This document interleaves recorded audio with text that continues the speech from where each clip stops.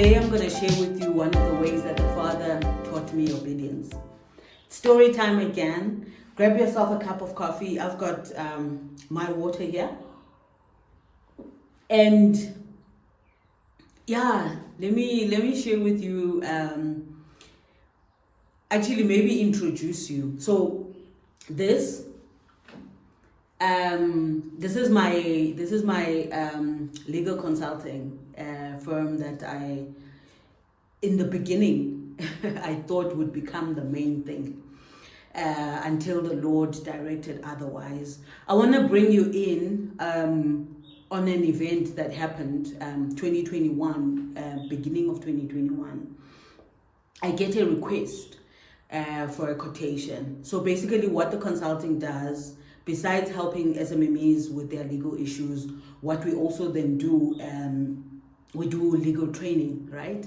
So you get a company from Northwest, in fact, requesting us for a quotation. Then, as he has taught me, we have a meeting, God and myself, regarding that. I wish I can get the journal that I actually wrote this down on. I will link it up here if I do get it. I don't promise. So we have this meeting about this quotation that they requested, and the Lord gives me a certain number, and I write the number and down and I submit. Now I'm new in this with him, so I'm obviously uncomfortable with it because I felt like I had pitched it too high and right? But over and above that, he then instructed me to do specific acts, right? And I think here I need to pause and say, if you don't know or you can't discern the voice of God, it will be difficult for you to actually become a kingdom entrepreneur. Why am I saying that?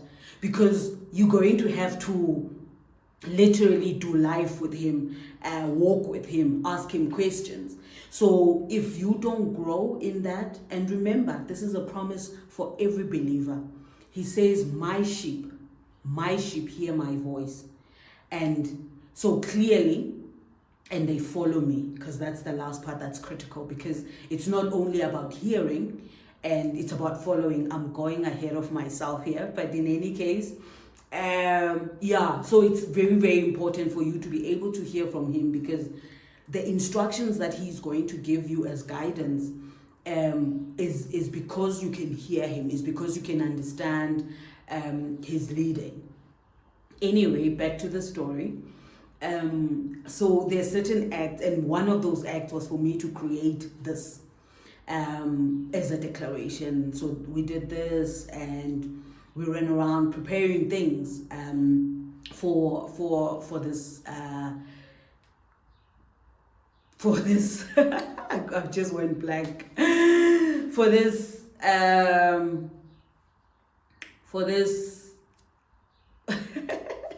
request for quotation.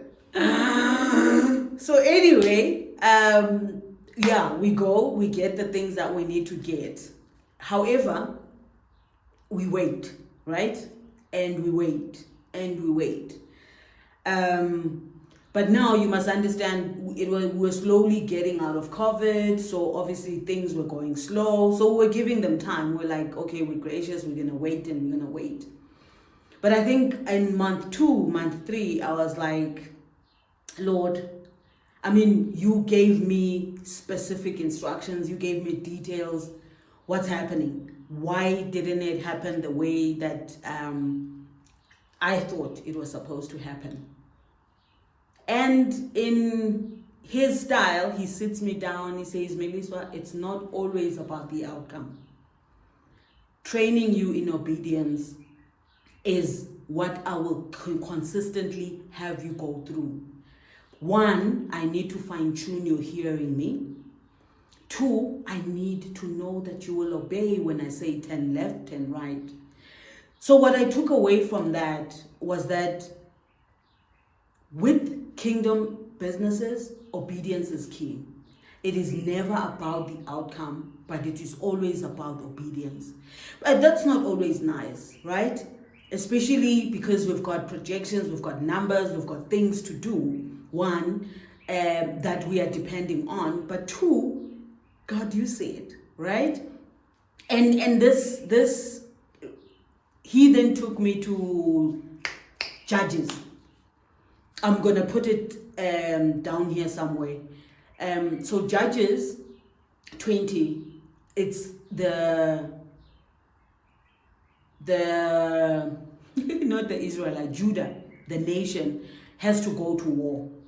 They then inquire of the Lord, should we go? He says, go ahead and pursue. Literally, they obeyed the instruction and the word of the Lord. And they went. Guess what? People were killed. I mean, please go and read that. People were killed, and it did not go the way that they thought. They came back, and, licking their wounds, they went and asked the Father, what's happening? You said we must go. Should we go again? He says, yes, go ahead. They went, and again, they get defeated. I mean, guys, if you don't get all up in arms with this, the way that the Father is handling this situation, I mean, I don't know, probably you are unique. It's only on the third time or the fourth time, I'm paraphrasing now, I don't remember really, but it's the third time that they won the battle. Now, what was the Lord doing there? The Lord was strengthening their praise, because remember, Judah is praise. So it is never, our lives are never about the things that we think are the focus. We must always be open that in any situation that we get into, the Lord is going to have his way out of it. He will spin it out in such a way that it is his outcome, not necessarily the outcomes of Meliso. Because imagine if he gave me everything that I wanted at the time that I wanted it. Will I still believe him when things don't work out the way that I thought they should work out? That was the biggest question. Will I trust him even if things don't turn out? Because if we don't get to that point, King's daughters, I think then we are our own gods. But if we believe that God is God, then we will trust him. Even if things don't work out, even if they don't turn out the way, we need to surrender at the sovereignty of God.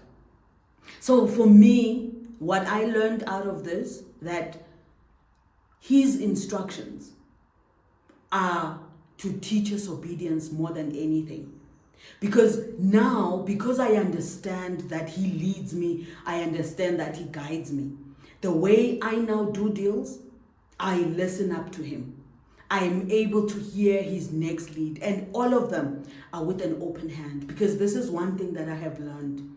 Never hold on to something so tight that you are unable to release it for the Lord to give you more. Because remember, for us, though profit is good, that is not our chasing.